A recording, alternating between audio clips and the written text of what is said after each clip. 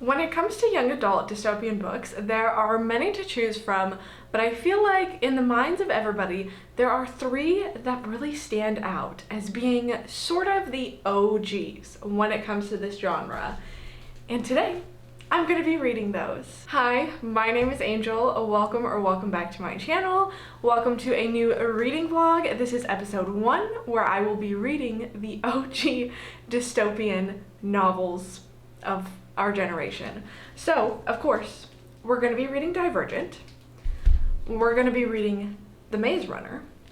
And, of course, we are reading The Hunger Games, which I'm so excited for.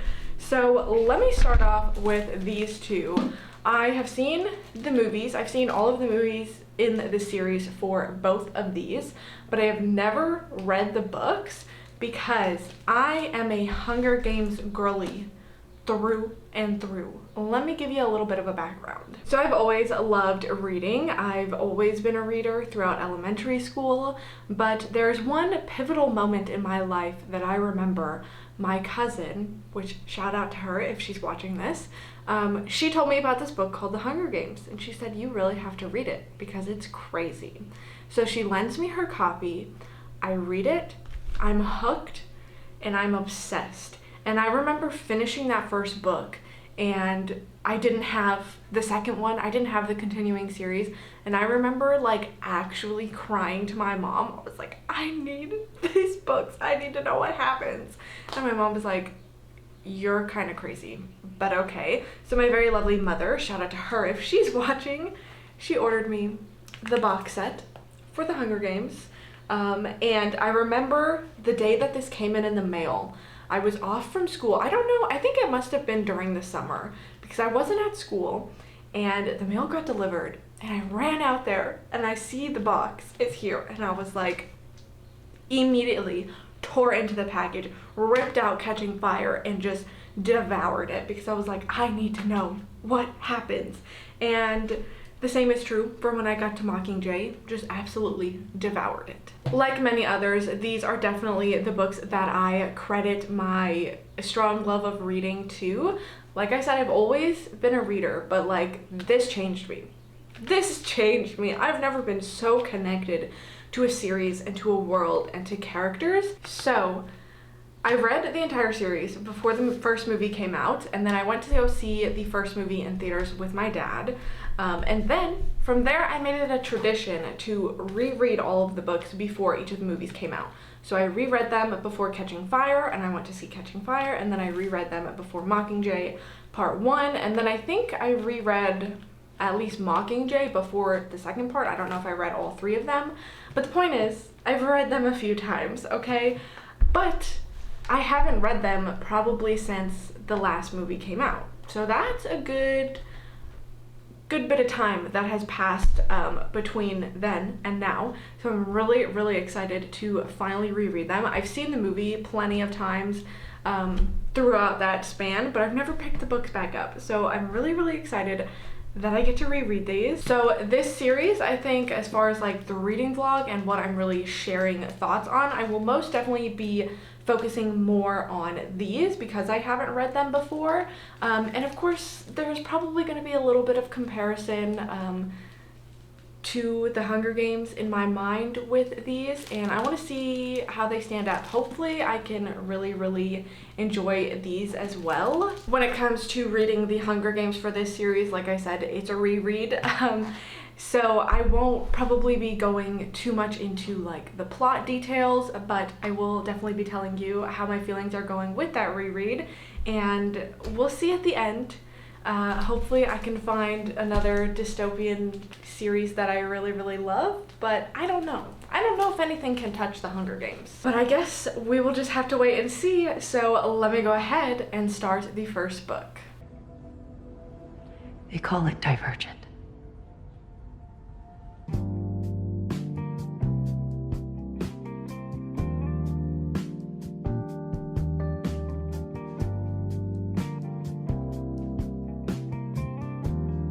Hi, I apologize if you can hear music in the background, but it is Divergent time. I am on page 167, which is chapter 14 in the book, and I am really enjoying it so far. It's definitely no big surprise, and this is such like a common thing that, you know, everybody I feel like agrees that books are most often better than the movies, and that is definitely true for this one. Something that I think is just so fun about actually getting to read from a character's perspective is you get so much more depth and insight into their decisions and into the way that they are. Although I think the movie adaptations do a really good job of like showing us inside of the mind of our character and why she's making the decisions that she makes, it is just so much more fun to go really in depth and be in the perspective of that character, and I feel like I'm learning so much more about her and getting to really fully understand all of her decisions and witness that inner conflict within herself as far as like everything that's happening within the plot. So for those of you that may not know what the plot of this book is, this is a future dystopian society where in order to kind of keep the peace and avoid war, society has split up into 5 different factions, and you kind of choose your faction based off of like your personality and the type of person that you are. And basically the idea of that is that if everybody is set in their faction, there is not going to be any more conflict. Our main character is named Beatrice, and she is born into the abnegation faction, and once all of the teens in this world are at age 16, then they get to go to the choosing ceremony. They have to take a test, and the test kind of, it's like a placement test that says, oh, you would be a best fit for this faction. Sorry, I'm like losing my voice. I had to go get some water really quickly. Anyways, so the placement test, the aptitude test, tells them where they would fit best, but the choice is ultimately theirs at the end of the day. So then they have the choosing ceremony, and they get to choose their new faction, or their faction for life, essentially. So they can choose to stay in the same faction, or they can switch to a different one, and it's kind of a big deal. So Beatrice is very conflicted with what she wants to choose. She's kind of torn between like the safe choice, which would be to stay in her faction, which is abnegation. You know, it's kind of like a quiet life. It's like reliable. She's like, yeah, I'll stay here and I can get married, I can have kids and know that I'm safe and taken care of. Or I can follow like what I'm actually passionate about and allow myself to experience some freedom and do something that's exciting and something that's truly going to make me happy and try a different faction. So she ends up choosing to go into the Dauntless faction. So this obviously is a very big change for her life. It's a lot of like physical work and a lot of like fighting and combat skills that she has to learn. But one of the big things within the book is like the family dynamics. She has a brother, and everybody thinks that he's going to choose to stay in abnegation because he's always kind of fit in very well there, but he kind of at the last minute switches into erudite, which is the knowledge faction, which is like a big thing.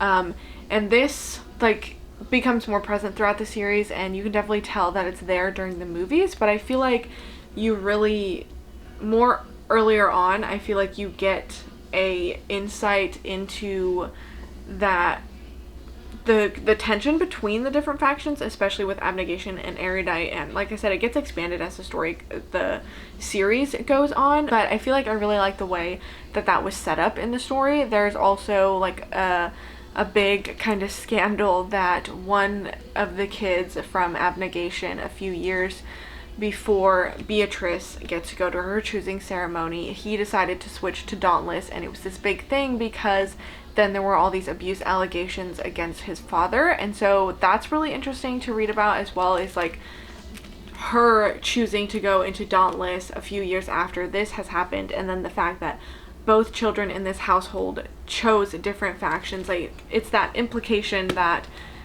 moving to a different faction kind of equates to or implies that there's abuse happening. So I'm really enjoying this. I'm really liking Tris as a character, and I feel like she is a really good female main character when you think of like young adult books. Like she's somebody who is like strong-willed, and she knows what she wants, and she has reached a certain level of like self-acceptance, while also still being in a position where she is constantly growing and learning new things about herself. And I think that she is somebody that would be a good like role model, or like somebody to look up to if you are younger and you're reading these books. I feel like the way she's portrayed, like she is this strong character, and this is like a dystopian world, and her situation is a lot different from what you might face as an actual 16-year-old reading this, but she also has a lot of those same inner struggles, and it's just really interesting to follow. Some quotes that I've liked so far is at the choosing ceremony, they have to give this big old speech, you know, at the beginning of each ceremony, and they say, "Welcome to the choosing ceremony. Welcome to the day we honor the democratic philosophy of our ancestors, which tells us that every man has the right to choose his own way in this world." And Tris, thinking to herself, says, "Or, it occurs to me, one of 5 predetermined ways." And I think that was really interesting. I don't know why, I just kind of liked that quote, because it is true. Like, they make it seem like you have so much freedom and so much choice, and you really get to determine your life, but not really, because you are slotted into one of these 5 different categories. And of course, that's the whole point of the book, is that her test results come back inconclusive, and she is divergent because she does not fit into one single faction. She kind of fits into a lot of different ones, and that's the whole point of the book, to see the way that she is viewing and processing things around her and studying different people. I think is really interesting, and I just think she's a really fun character to follow, a good character to follow, and I'm excited to keep reading.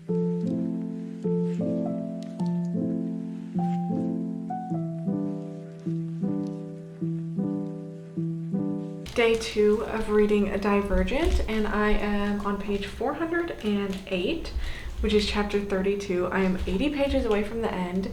To be honest, I got a little bit sucked in, and I forgot that I'm supposed to be vlogging this and doing updates to talk to you guys about my feelings. So I guess that's kind of a good thing, right? Like, I'm invested in the story and enjoying it. I do have a few problems with it. Not like problems, but just like, first of all, I feel like the world could have been built a little bit better.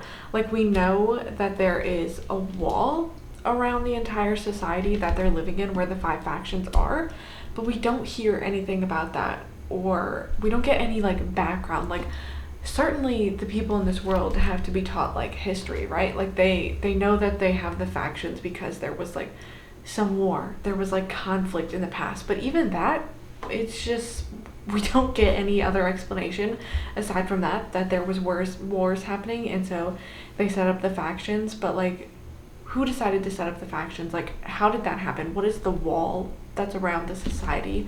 Why is that there? How did that get there? What is outside of the wall? What are they told is outside of the wall? I just feel like there could have been a little bit more development in the world and explanation and backstory and like history to really sell the dystopian future that we're in here. Another thing, so Tris and Tobias, or Four, whatever you want to call him, if you haven't read this, Four and Tobias are the same person. Did I tell you who Tobias was? The guy, the kid that left Abnegation because he was getting abused by his father, is Tobias. And Tris learns that Four is Tobias, but he changed his name to Four when he went into Dauntless. Anyways, they are developing a romance, which in the movies, like, I've always loved their relationship. Like, I think Tris and Tobias, like, I just like their relationship. I think they're really cute together, and I really like seeing their connection between them, but I feel like it's a little bit lacking in the book. Like, I feel like we haven't really gotten a lot of romance development. Like, when we are introduced to Four, or Tobias, I don't know what I'm gonna call him, because I like to call him Tobias, but technically, like, she's introduced to him as Four, and he's very, like, cold and hard to talk to at first, and just a little bit rough. I mean, kind of everybody in Dauntless is, but he's a little bit mean at points and comes across as like a little bit aggressive. But then Tris gets to see some deeper parts of him. But I wish that there was more development there and we got to see the two of them really build that connection a little bit more. But before things like picked up, like now we are at the point where like they've kissed and they're doing other things. And I wish that it was just developed a little bit more, because I feel like in the book itself, it really doesn't give you a lot to go on with the romance. Like the only reason that I'm like liking their romance and looking forward to seeing the progression of it in the story is because I've seen the movies so many times and enjoyed the relationship in there. So that's what I have in my head when I'm reading, but it is a little bit lacking. Also, there's a point, hang on, I wrote down what page number this was on because I was like, excuse me? Okay, it's on page 337, and she's talking to Tobias, which I have learned that he is 18 years old, which, let me just like, here's a picture of Theo James in the movie. You're telling me he's 18? Like, what? I know Tris is 16, and so I knew Tobias was a little bit older than her, but like, this is an 18-year-old. Anyways, so she's talking to him and she's like, you're so much older than me and like you're so awesome and so hot, and she says, I just don't get it. I'm younger. I'm not pretty. And then he laughs and she says, don't pretend. You know I'm not. I'm not ugly, but I'm certainly not pretty. And then he says, fine, you're not pretty. So I like how you look. You're smart. You're brave. Excuse me? He straight up just said, you're right, you're ugly. Like, what do you mean? And I'm supposed to be swooning over that?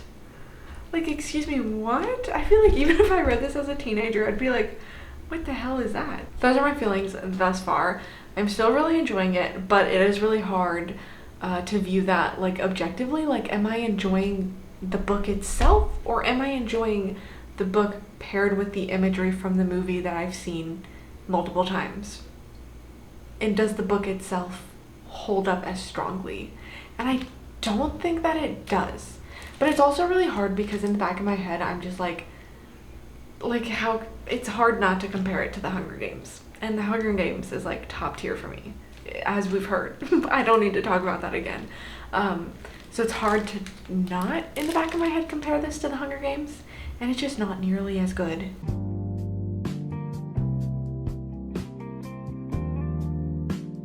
Well, I finished Divergent, and it was low-key not good. My biggest problem with it is like the world building, like I already mentioned to you guys in the last update, but it never got better throughout the rest of the book. The big thing for me is trying to understand exactly how this world works. So this is how they explain like the forming of the factions in the current society they have. Decades ago, our ancestors realized that it is not political ideology, religious belief, race, or nationalism that is to blame for a warring world. Rather, they determined that it was the fault of human personality, of humankind's inclination toward evil in whatever form that is.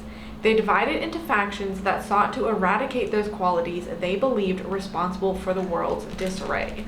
But I don't understand how taking all of society and splitting them into 5 different factions based off of like one personality trait and grouping these people in based off of this one trait they have is going to lead to a world where there's no war and there's no murder. I feel like that would lead to more tension. Like that, I don't know, it doesn't make any sense to me, and we don't ever get an explanation.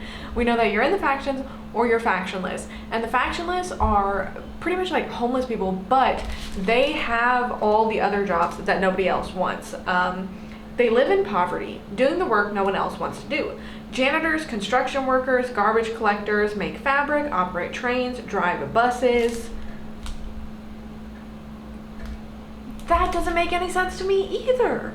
It's just like, okay, somebody said that apparently the author wrote this book in 1 month. And I feel like that's very evident, because like that feels like, okay, she's like, okay, the factions are gonna be like together. We have abnegation that is selfless, and they're like the doctors, and I don't even know. And then there's erudite, who are like knowledgeable, and they're like teachers, and then candor is honest, and they're lawyers, and then amity are the farmers, and they grow all the crops, and then dauntless are like the police force. But she's like struggling to figure out how to make society still function. She's like, but who's gonna do all these other jobs? Oh, I know. We'll just make the homeless people do it that nobody likes, when they're the ones that are like running the freaking world. But then you're telling me that this is supposed to be like the perfect society. That just, I don't know, it just doesn't make any sense to me. And I thought maybe I was just crazy, but I spent a good amount of the day today reading other Goodreads reviews of this, and so many people are saying the same thing and going even into more detail of that, like things that don't make sense. For example, the train. Like there's a train in here that we only ever see it used because the Dauntless run and jump onto the train to go places, and then they have to jump off the train onto roofs as part of their initiation. But like, what other purpose does the train serve? Why does the train never stop? If the Dauntless are the only people that ride the train, why does the train not stop at the Dauntless headquarters? Like, why does the train just constantly run? And they're saying that there's factionless people that operate the trains. Operate them for what? Like, to drive in a circle all day? I was not expecting to sit down and do this update and be as like heated about this as I am, but it just didn't make sense. I already talked to you guys about the romance. That didn't really improve throughout the book. Like, go girl, give us nothing, literally. And the more that I read this, the more that it feels like a cheap imitation of the Hunger Games. One of the big parts, like, I feel like it has a lot of the same components of the Hunger Games, where like the people are split up and they're kind of suppressed, and then there's like a ruling government, which, first of all, let me backtrack to, like, I don't understand the factions. So they have the 5 factions, and then it's supposed to be a peaceful world, and like everything's fine and everything's balanced, but then the government is entirely controlled by abnegation. Which, like, what do you mean? Like, wouldn't you think that all 5 of the factions would have people in the government? Because how is one faction gonna control the entire government? And then, of course, that leads to, like, the big uprising in this book is erudite starts a war. They work with Dauntless to start a war against abnegation to gain control of the government. But that would never happen if abnegation wasn't the only faction in charge of the government to begin with. Anyways, back to what I was saying about the Hunger Games. Like, there were little points throughout the entire book that I was like, this kind of feels like it's trying to be the Hunger Games. But it was this page 434. So all of the Dauntless are put in this simulation by erudite to brainwash them into fighting into the war and fighting abnegation, killing abnegation. Anyways, everybody's affected by it except for the Divergent. So we have Triss that is not affected by the simulation, and Tobias is not affected by the simulation. But then they give him like a different strain of this drug or whatever that puts them in the simulation, and then Tobias immediately goes under. And what is the first thing he does? He runs up to Triss and strangles her, because he was brainwashed and now he doesn't recognize her and views her as an enemy. Does that sound familiar? That's literally, like, I feel like the scene, I'll learn this when I read the Hunger Games, but I feel like the scene is written the same. Before the guards can stop him, he closes a hand around my throat, squeezing my trachea with his fingertips. The simulation manipulates him by altering what he sees, making him confuse enemy with friend. That's the Hunger Games. Something else that doesn't add up is when Triss is trying to fight to, like, save her family and free everybody from the simulation. She encounters 3 threats. I mean, she encounters quite a few threats, but the first one is Eric, who is a Dauntless leader who is a part of the plan of putting everybody in the simulation. And instead of shooting him to kill him, she shoots him in the foot. Okay, whatever. Then they run away. Then she encounters Will, who was one of her friends in Dauntless, who is brainwashed and is trying to kill her, and she shoots him right in the head. She aims for his head and shoots him and then runs off. And then later she encounters Peter, who literally tried to kill her during the Dauntless initiation and has just been an asshole throughout the entire book. And she shoots him non-fatally. And it's like why though? Like, the two people that are actually threats to you, that will actually kill you because they don't give a fuck about you, you shoot them in a non-fatal way. But then the one person that was actually your friend and is brainwashed, doesn't know what he's doing, cannot control the fact that he's trying to kill you, you aim for his head and shoot him when you could have shot him in the leg and ran off like you did with everybody else. That doesn't make any sense to me. But I feel like that was just thrown in there to be like, oh my god, shocking moment, she had to kill her friend because her friend was brainwashed. Like, she literally didn't though.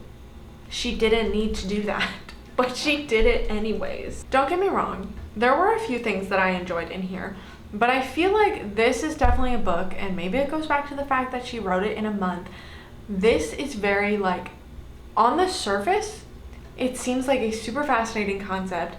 The writing at points is really, really enjoyable. Like, I liked getting to see inside of Triz's mind and seeing her inner feelings and the way that she is viewing the world around her, the complicated feelings she has to deal with in this world at the age of 16. Some of the descriptive writing was really, really great as well. So surface level, it's pretty cool. It's pretty good.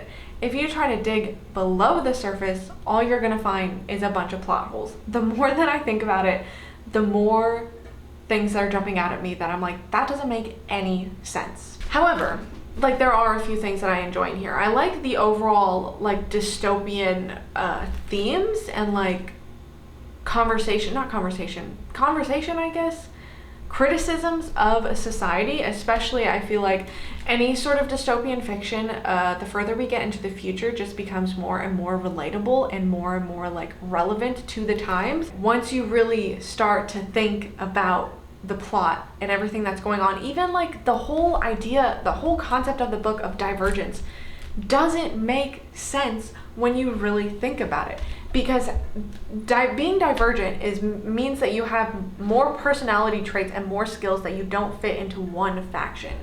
Yet the entire premise of like choosing your faction is that you get the aptitude test and it gives you a result. So if you're abnegation, you take the test and it gives you a result of abnegation. That means that's the faction that your skills, your knowledge, your personality most aligns with. Yet you are free to choose any other faction. So if my personality aligns with abnegation and I choose Dauntless, doesn't that make you divergent? Because then you are changing your personality, gaining more skills and gaining more knowledge of a different faction. Therefore, your skills would both fit abnegation and Dauntless, making you divergent. Same for like any of the faction transfers. So like, if that's the whole point, is to eliminate like all of this and make you fit into this little box with your one personality trait, wouldn't that eliminate the choice? You would get your test and you would be forced to go into the faction that the test slots you in. That's what would make sense. But if everybody's allowed to transfer and do what they want, then that makes like everybody divergent? Does it not? I don't know. I need to stop thinking about this, because like I said, the more I think about it, I'm like, none of this makes any sense. Initially I was gonna give it 3 stars. I'm kind of thinking I might have to lower that, maybe 2.5 stars. I don't know. I'm gonna let it sink in. There were some things that I enjoyed. Overall, the writing wasn't terrible. Like, there are a few things that were kind of cringe, but it's also like YA and from 10 plus years ago, so there are gonna be some parts where I'm like, yeah, I don't know how I feel about that. But in general, the writing wasn't horrible. I'm gonna stop ranting about this book. That was so unexpected. But now we're gonna move on to the second book.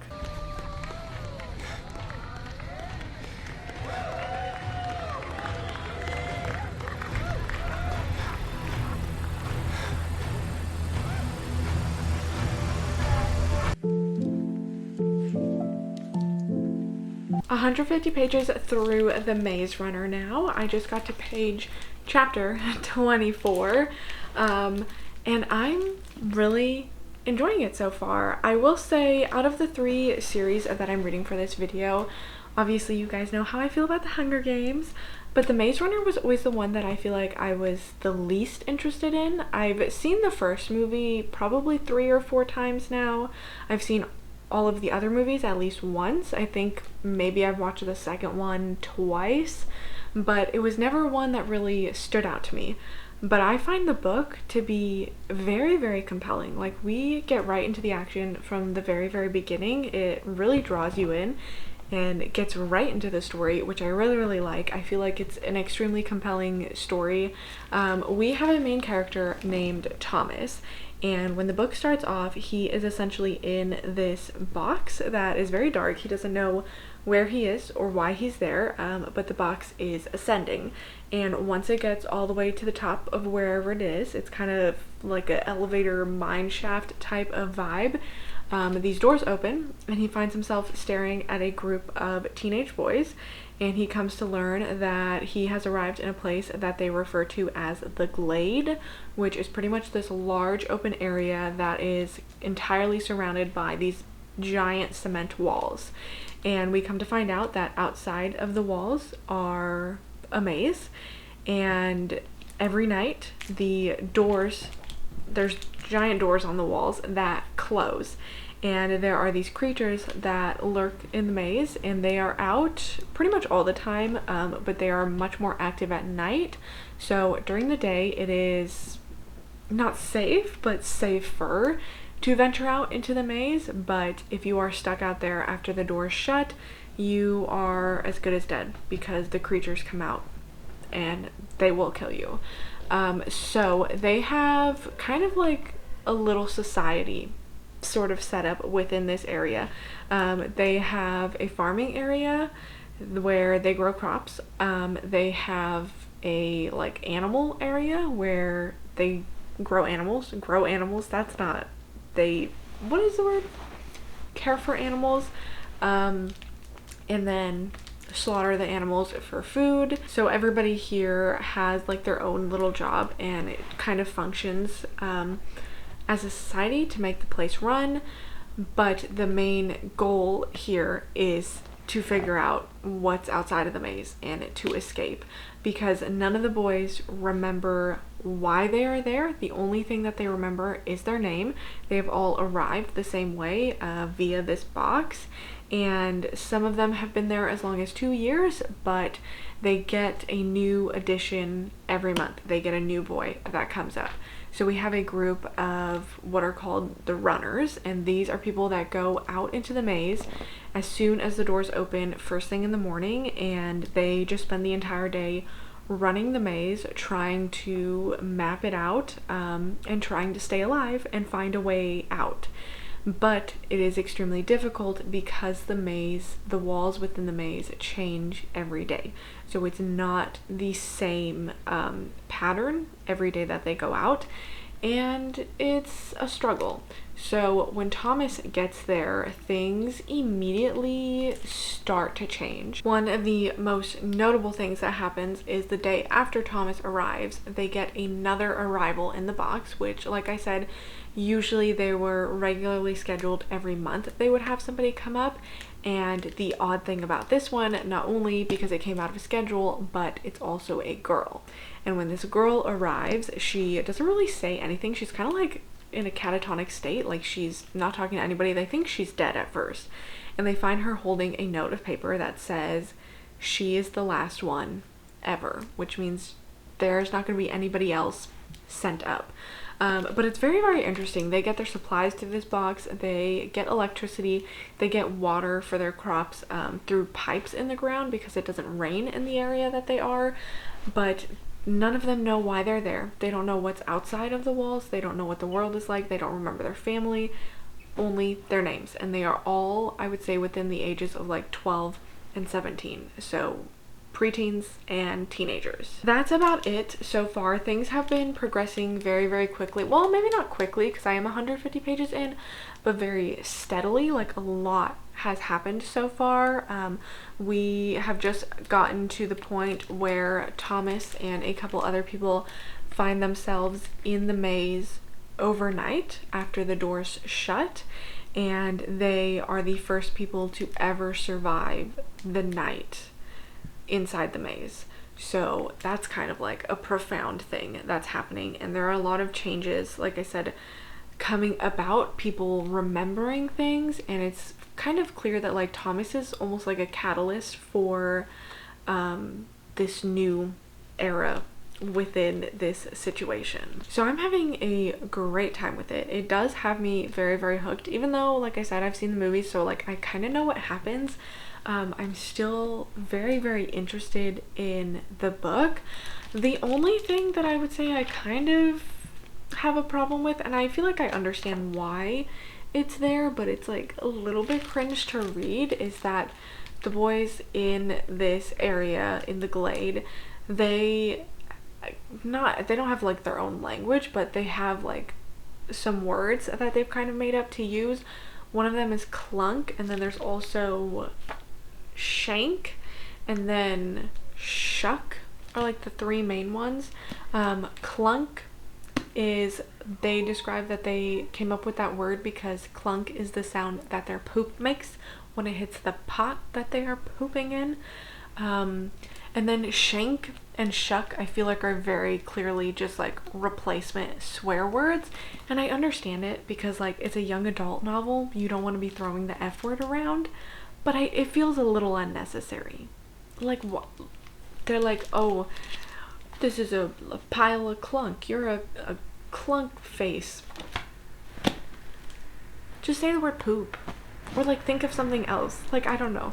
I get why they did it, and I feel like maybe it is kind of realistic. Like, if you put a bunch of teenage boys in this situation, maybe they would come up with weird words like that, but it's taking me a little bit out of the story every time they use those words because it just feels so unnecessary. Like, what are the reasons for this? Or calling somebody a shuck face. Like, okay, you want to say fuck face, just figure out a different age-appropriate term to use instead of creating an entirely new word. I'll be totally honest with you guys, I really don't have a lot to say about it, except that I'm enjoying it and looking forward to where it's going. I've seen a lot of like negative reviews that say that the writing is like horrendous in this, and so I was expecting something really, really bad, but it's not bad at all. Like, I really don't mind the writing. I think it's fine. I don't know why people say that. Maybe at times the dialogue seems a bit odd, and like I said, with the addition of these weird words that are thrown in there, but the actual quality of the writing itself I think is fine. I don't think that there's anything wrong with it. There's a lot of really interesting elements that are in here as well. We know, of course, just as much as Thomas knows, which is not a lot, so we are getting the information slowly just as he is getting it, but also at times it does feel like a little bit info dumpy because, I mean, you come into this situation, you don't know anything. A lot of the boys are kind of mean to him and like kind of rude, and I understand, like, especially the ones that have been there longer are probably tired of like having to go through this every month of like explaining what's happening, but they like are, I feel like you'd be a little bit more understanding having everybody's gone through the same situation. Like, of course he's gonna have a bunch of questions for you when he gets out. He's gonna be like, who are you? What's going on? Do you know who sent us here? But they have like short tempers, I swear to God. They get so irritated with him for asking like the most basic questions. He'll be like, oh, what is this thing? And they're like, oh my God, you're asking another question? He's like, bro, I'm just trying to understand what's happening. They're like, you had to follow the rules and you had to fit in or you're gonna die and we're gonna kill you. And he's like, okay, so can you tell me what this thing is? And then they're like, oh my God, this guy's asking a question. Like, what do you want? Do you want him to understand things and like fit in and do his part? Or is he supposed to be silent and clueless? That's all I have to say on The Maze Runner so far. I'm having a great time with it. I'm excited to keep reading, but that will have to wait till tomorrow because it's bedtime. I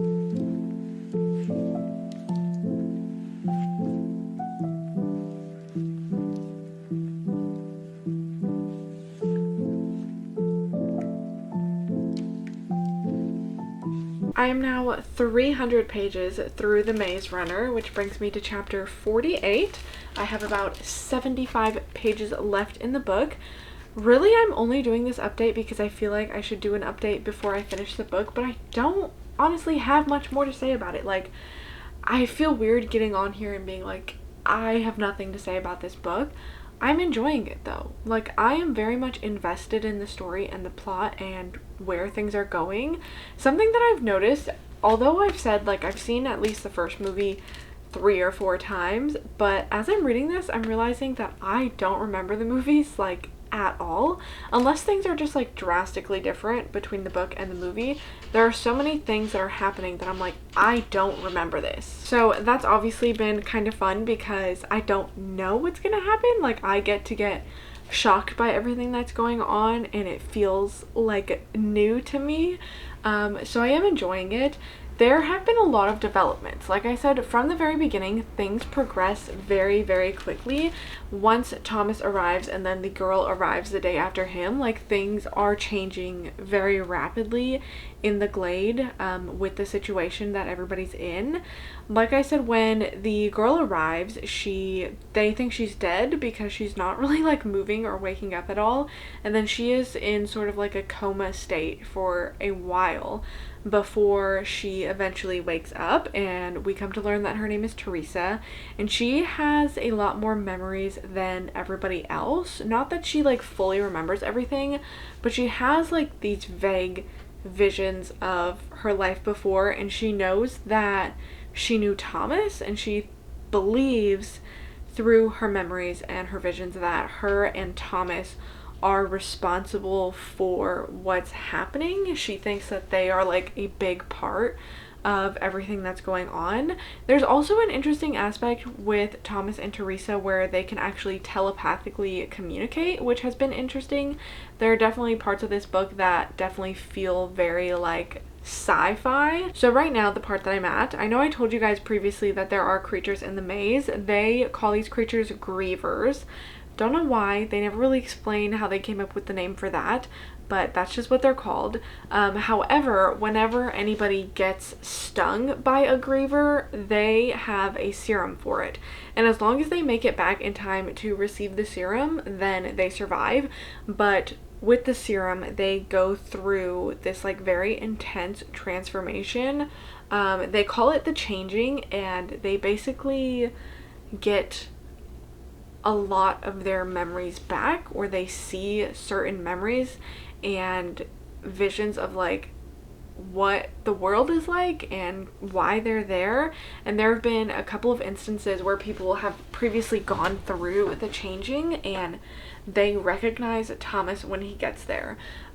So Thomas has decided to get himself stung by a griever so that he can get the serum and get his memories back, because he thinks that like he is a very important puzzle piece with the situation and trying to solve what's going on, and he thinks that getting his memories back will help everybody, which definitely makes sense. The only thing that I'm questioning is like, why has nobody tried to just inject the serum on its own?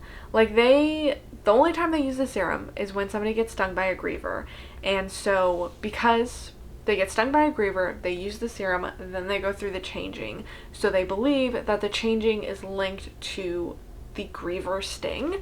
But what if it's not from the creatures? What if it's just from the serum itself? But as far as I know, nobody's tried that, to just like take the serum without having to go through a painful experience first. So I'm really excited to continue reading this and finish it and see what happens. I'm having a great time with it, and I'm so happy to say that.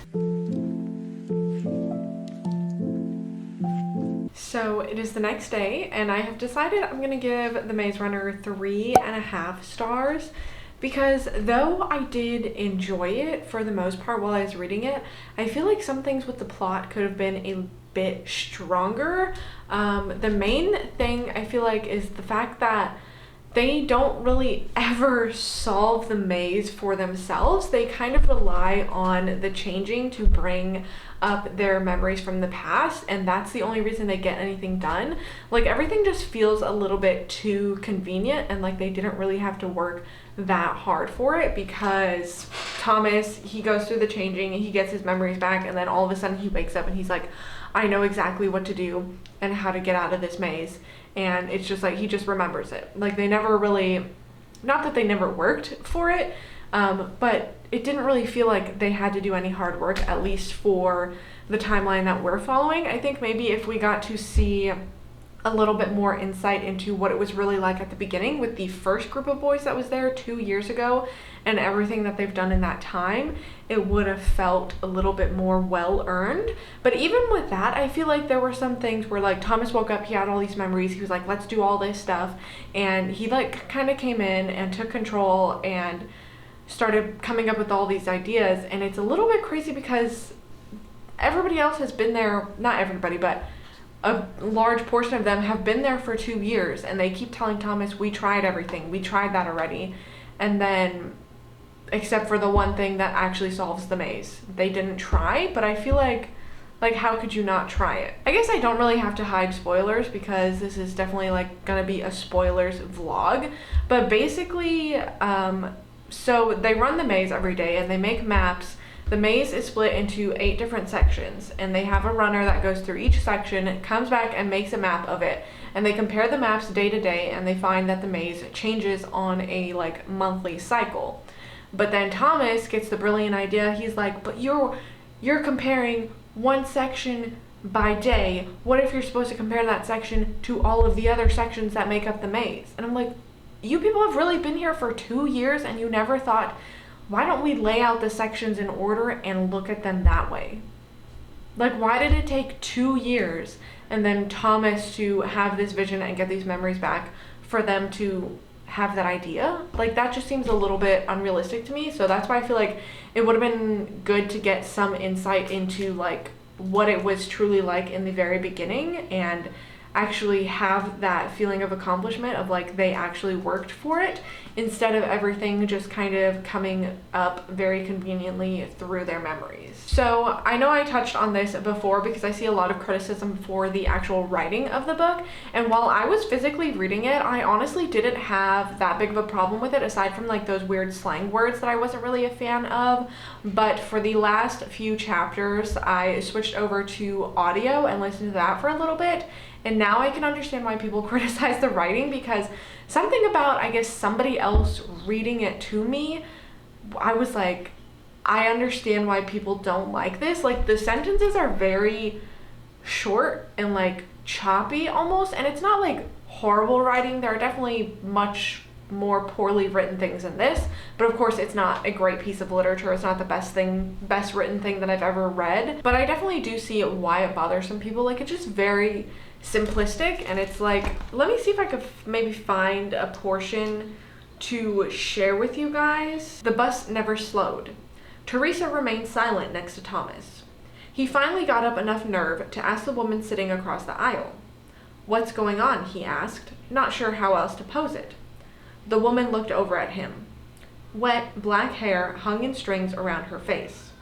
Dark eyes full of sorrow. That's a very long story. Like, do you see what I mean? Where it's just kind of like very short and almost like choppy sounding sentences.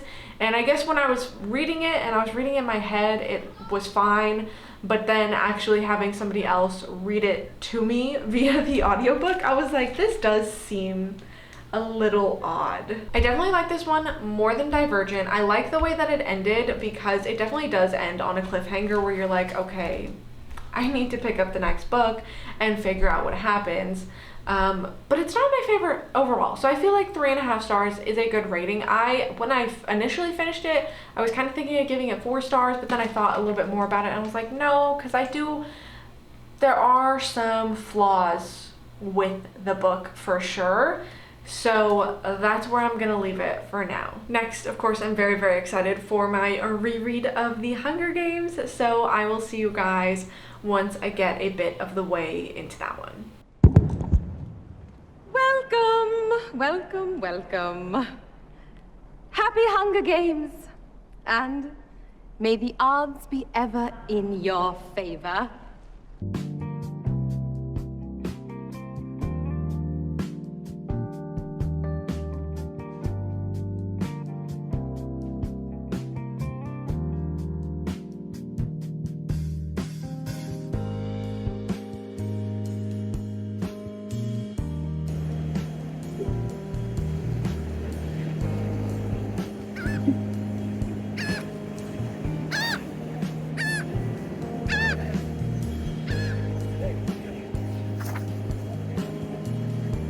Okay, that's enough pretending to read for today.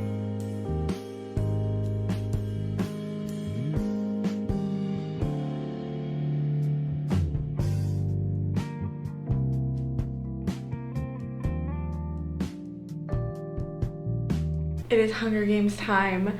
As you guys saw, we went to the beach today. I've been reading this all day, so I read a little bit at the beach, then we came home, took a nap, and I woke up from the nap a little while ago now, and I did some more reading, and I have finally made it to part 2, so we are just past like all of the prep that they do for the games. The last chapter we read was when they do their interviews, their televised interviews, and Peeta drops the bomb that he has a crush on Katniss, which, like, can I say, little 12-year-old me used to be giggling and kicking her feet over that line, and I'll be honest, I still kind of am today. Giggling and kicking my feet while I'm reading that. Anyways, the reread of this is going just as well as I expected it to. Like, I love it so much. Suzanne Collins really is like that girl. Like, the world in here is so carefully crafted, and that really comes through with the writing, and it's just especially relatable, I feel like, especially if you are somebody who's ever lived like in poverty or had to worry about what you're gonna eat next or skip meals because you can't afford food, like, and that's why I feel like it stands out so well. It's because it's realistic, and unfortunately the further we get into the current future that we are in, it's kind of more and more realistic, and it's definitely one of those things, like, as a kid you can understand it to a certain extent, but being 11 or 12 years old and reading this is a lot different than being fully an adult who has lived in society and had to like function in society on their own. It's just a very different experience, and it's like, wow, this really is like the capital that really is like our society. Like, that's what it just feels like, that's what we're living in right now. So I definitely obviously understand why it stood up, and I think it still does stand up. And I also love like rereading it because I've also seen the movies a bunch of times, and it's just so interesting to get all of the extra little details that we get in here and different things that I'm like, I wish could have been included in the movie, but I also understand why they are not included in the movie. But like the Avoxes, for example, I remember when I went to see the movie in theaters when it came out after reading the books, I was really disappointed that they didn't include that, the fact that the Avox servant girl that they get when they are staying in the building in the Capitol is somebody that Katniss recognized as being like somebody running away, and she saw this girl get picked up and her companion killed and taken back to the Capitol. And I just think that's such an interesting detail and really allows you a lot more background. Also small things like when they're training for the Hunger Games and they have to train with Effie as far as like presentation skills go. You know, she has to learn how to walk in heels and wear a long gown because obviously that's not something they do in District 12, and I just really appreciate those little details because it really adds to, once again, the experience and the realistic feel to it all. I'm just having such a great time. But at the same time, I also can appreciate the way that the movie did decide to do things. Even the subtle things that they changed as far as pieces of dialogue or whatever, I feel like they definitely did it justice, and I will always love both of them. But this is going fantastically. I probably won't have a lot to say in my updates because, like, I think I've said enough about how much I love this series, but I'm having a great time. Very excited to get back into reading it. Maybe I will update you guys once I hit part 3 again. I feel like that makes the most sense. So see y'all then.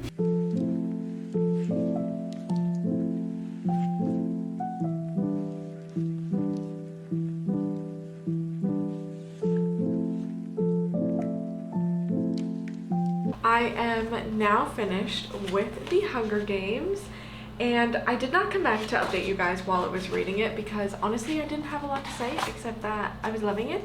I still love it so much. Something that I am really sad that didn't get into the movie adaptation. Even when I first went to see it, I was so sad that they didn't include this is at the very end of the games when they release the mutts in the arena, and Katniss is looking at them and she realizes they look like the dead tributes from the games, even to the point where they're wondering, like, are those the real dead tributes' eyes in these creatures, and wondering what the Capitol did with their bodies. And I feel like that is such an important moment because it really gives you more of that like insight into just how bad and corrupt the system is within the Capitol, and like how horrible they are, and just, I mean, everything surrounding the Hunger Games. But I think this one went just as well as I expected. It's still a 5-star for me,